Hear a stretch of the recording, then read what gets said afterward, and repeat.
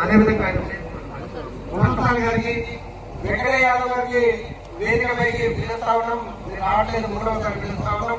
అదేవిధంగా వెంకయ్య గారు, భూపతి రెడ్డి గారు, మీకు ముఖ్యంగా ఈ గ్రామస్తులు అందరి కూడా అక్క చెల్లెలు అన్నదమ్ములందరికీ కూడా నమస్కారం తెలియజేస్తా ఉన్నారు. ఇప్పుడు చెప్పిన దాంట్లో కొంత ఆవేశం ఉంటుంది, కొంత బాధ ఉంటుంది. కానీ వచ్చిన గవర్నమెంట్ ఏ పార్టీ నుంచి ప్రభుత్వం ఏర్పాటు చేసినా ప్రజల బాగోగులను ఆలోచన చేయాల్సి ఉంటుంది. అందులో ముఖ్యంగా బడుగు బలహీన వర్గాలను మేము ఆదుకుంటాం, మేము వాటిని మంచిగా చేస్తాం, సమానత్వం తీసుకొస్తామని చెప్పినారు. కానీ గతంలో అది జరగలేదు. అది చూస్తూ పోయినాం. మేము సగం వయసు వచ్చిన తర్వాత రాజకీయాలకు వచ్చి ఏమైనా ఇక్కడ చూసాం, చాలా మంది బలహీనంగా, ఆర్థికంగా బలహీనంగా ఉన్న వాళ్ళు, పిల్లలను చదువుకోలేని పరిస్థితిలో ఉన్న వాళ్ళు ఆదుకుంటామని చెప్పినారు. కానీ అది జరగలేదు. కానీ ఈరోజు కాంగ్రెస్ ప్రభుత్వం, రేవంత్ రెడ్డి గారి ప్రభుత్వం అన్ని విధాలుగా ఆదుకోవడానికి ప్రయత్నం చేస్తా ఉంది. వాళ్ళు చేసినటువంటి అప్పులకు ఆ మిత్రులు కట్టుకుంటా, ఆ కిస్తీలు కట్టుకుంటా దానికే సరిపోతలేదు.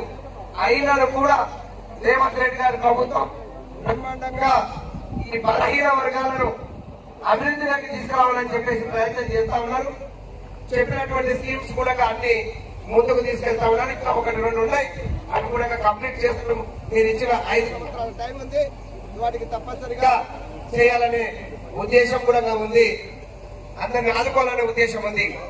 ఇక్కడికి గ్రామానికి వచ్చినప్పుడు ఇక్కడ స్కూల్లో కూర్చోబెట్టేసి, గ్రామ పంచాయతీలో కూర్చోబెట్టేసి మాకు ఇవి కావాలి అవి కావాలని అడిగినారు. అయినా అప్పుడు నాకు చేయడానికి అవకాశం పూర్తి స్థాయిలో లేకుండా ఎమ్మెల్సీగా మీరందరూ మంచి మెజార్టీతో ఈ గ్రామం చేతులకు వెళ్లి గోకారం బ్రహ్మాండంగా ఓట్లేసి మెజార్టీతో గెలిపించారు.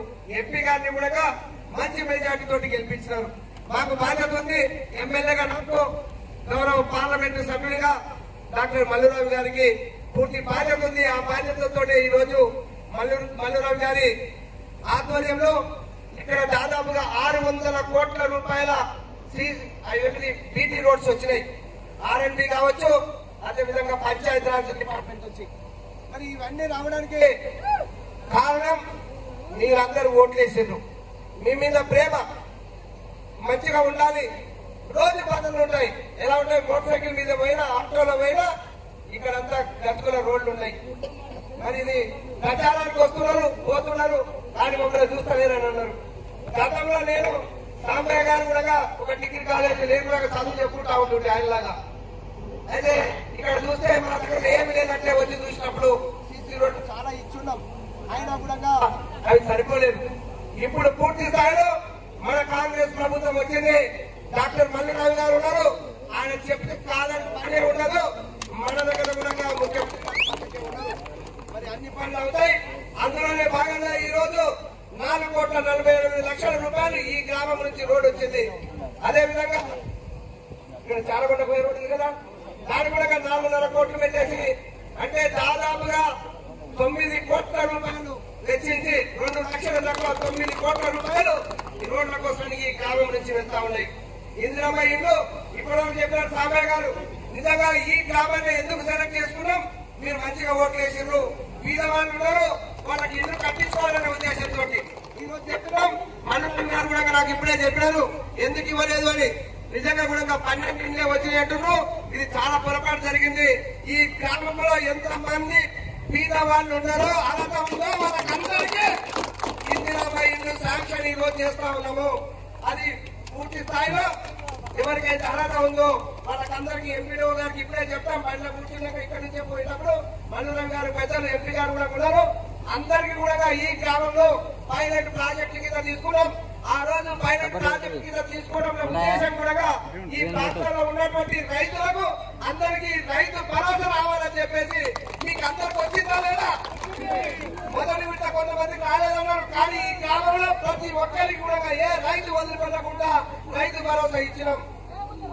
అలానే ఇందిరమ్మ ఇల్లు కూడా ఈ రోజు మీ గ్రామానికి వచ్చినాం. అందరి కోరిక మేరకు పూర్తి స్థాయిలో అందరికీ ఇల్లు ఇక్కడ సాకారం చేస్తున్నామని చెప్పేసి తెలియజేస్తున్నాం. ఇంకా చాలా విషయాలు ఉన్నాయి. పెద్దలు మానవ గారు ఉన్నారు. నిజంగా వారిని నేను రిక్వెస్ట్ చేసిన సార్, ఇక్కడ మనం చాలా తిరిగేది ఉంది, చాలా రోడ్లు ఇప్పించినారు మీరు, మరి ఇక్కడికి వచ్చేసి కొబ్బరికాయలు కొట్టాల్సింది అంటే మరి ఉదయం కూడా తొందరగా పోదామన్నారు. అంటే 12 గంటలకల్లా అయిపోవాలన్నారు. ఇక 12 కాదు 6 గంటల వరకు వారికి ఉంది. కానీ అక్కడ కూడా ఒక 4 గంటలు కూడా టైం ఇచ్చినారు సారు. అందుకే తొందరగా ఇంకా చాలా మంది గ్రామస్తులు మాట్లాడించాల్సి ఉంటే, కానీ ఎంపీ గారికి ఉన్నటువంటి అపాయింట్మెంట్స్ తోటి తొందరగా వెళ్తున్నాం. మీతోటి గంట కాదు 4 గంటలు ఉండి ఇల్లు తిరిగి మాట్లాడాలన్నట్టుగా ఉంది. ఎందుకంటే మీరు అంత బాగా ఇక్కడ మరి ఆదరించారు కాంగ్రెస్ పార్టీని. నన్ను కానీ ఎంపీ గారిని కానీ గెలిపించినారు. కాంగ్రెస్ ప్రభుత్వం వచ్చింది. ఏ అవసరం వచ్చినా కూడా ఒక ఆదర్శ గ్రామం లాగా ఈ గ్రామాన్ని తీర్చిదిద్దుతామని చెప్పేసి సందర్భంగా తెలియజేస్తూ, అన్ని సీసీ రోడ్లు కూడా మీకు ఏమేమి అవసరం ఉన్నాయో వచ్చే ఏడాది సందర్భంగా తెలియజేస్తూ, ఇంకా మిగతా విషయాలన్నీ కూడా గౌరవ పెద్దలు డాక్టర్ మల్లురావు గారు మాట్లాడతారు. ఈరోజు మన గ్రామ అదృష్టం.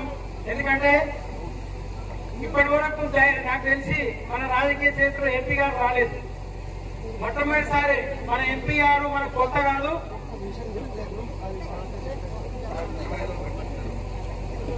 ఎందుకంటే తొందరలో ముఖ్యమైనటువంటి విషయం చెప్పలేకపోయినాం. ఈ గోకాలం చెరువు నిజంగా కూడా దాన్ని ధ్వంసం చేసారు. దాని కింద ఉన్నటువంటి రైతులు 1500 ఎకరాలు దాదాపుగా పంటలు పండించుకునేటువంటిది. తప్పు చేసిందని నేను చెప్పను, కానీ ఆ పని స్టార్ట్ చేయకపోవడం 8 సంవత్సరాల నుంచి అది తప్పు జరిగింది మాత్రం నేను ఖచ్చితంగా చెప్పగలను. ఎందుకంటే నీళ్లు రావాలని ఒక రిజర్వాయర్ కావాలి అందరూ కోరుకుంటారు, మంచిదే. అక్కడ ఒక గ్రామాలు కూడా పోతున్నాయి, 20,000 టన్నుల కూడా పోతుంది. గౌరవ ముఖ్యమంత్రి గారికి ఈ ఆ గ్రామాల నుంచి ఇక్కడ కూడా వచ్చిన కొంతమంది వాళ్ళ విజ్ఞప్తి మేరకు గౌరవ ముఖ్యమంత్రి గారికి నేను అదేవిధంగా ఎంపీ డాక్టర్ మల్లురావు గారు రిక్వెస్ట్ పెట్టుకున్నాం. దానికి కొంచెం హైట్ తగ్గించండి, రిజర్వాయర్ హైట్ అని చెప్పేసి. కానీ అందరికి ఆరోపణ డబ్బులు కూడా అందరికి పడ్డాయి. అందరికి వచ్చినాయి. ఒక 20 మందికి నాకు ఇచ్చిన ఇంతవరకే ఈ డబ్బులు 27 మంది ఉన్నారు. 27 మంది కూడా డబ్బులు ఖచ్చితంగా మేము ఇద్దరం కూడా కలిసి గౌరవ ముఖ్యమంత్రి గారికి అదేవిధంగా ఉప ముఖ్యమంత్రి పార్టీ విక్రమార్క గారికి రిక్వెస్ట్ చేసి మీకు ఏవైతే 27 మంది ఉందో వాళ్ళకి మేము డబ్బులు వేపిస్తాం. ఇది ఎక్కువ కూడా కాదు, కోట్లలో ఇచ్చినది, ఇది లక్షలలో ఉంది. ఈ అమౌంట్ కూడా తొందరగానే వేయిస్తామని చెప్పేసి మీకు అందరూ కూడా తెలియజేస్తున్నాం. ఇంకొక విషయం కూడా ఉంది, మీరు అందరూ సైన్ చేసిండ్రు, అప్పుడంతా మీరు మీ అగ్రిమెంట్ చేసిండ్రు. మరి ఇప్పుడు వచ్చేసి కాంగ్రెస్ ప్రభుత్వంలో ఇక్కడ రిజర్వాయర్ వద్దంటే అందులో ఆల్రెడీ డబ్బులు వేస్తున్నారు. కానీ ఈ రైతుల బాధలు చూసిన తర్వాత గౌరవ పెద్దలు ఎంపీ గారు నేను ఖచ్చితంగా పోరాటం చేసి అయినా కూడా ఖచ్చితంగా ఈ రైతులకు డబ్బులు ఎక్కువ ఇప్పిస్తామని చెప్పేసి మీకు తెలియజేస్తున్నాం. ఈ విషయాన్ని కూడా గౌరవ ముఖ్యమంత్రి గారి దృష్టికి కూడా తీసుకెళ్లాం. మళ్ళీ కూడా 2-3 సార్లు ఆ గ్రామాల నుంచి వచ్చినారు. అందరూ రికమెండ్ చేస్తా ఉన్నారు. ఖచ్చితంగా మరి ఈ ప్రాంతం డెవలప్ కావాలి, రైతులు బాగుండాలి, పంటలు పండించుకోవాలంటే రిజర్వాయర్ కూడా కావాలి. దానికి తగినట్టుగా డబ్బులు భూములు కోల్పోయిన వాళ్లకు ముఖ్యంగా ఎక్కువ డబ్బులు ఇప్పించడానికి కూడా మేము పూర్తిగా సహకరిస్తామని చెప్పేసి మీకు ఈ సందర్భంగా తెలియజేస్తా ఉన్నాం. మరి ఇప్పుడు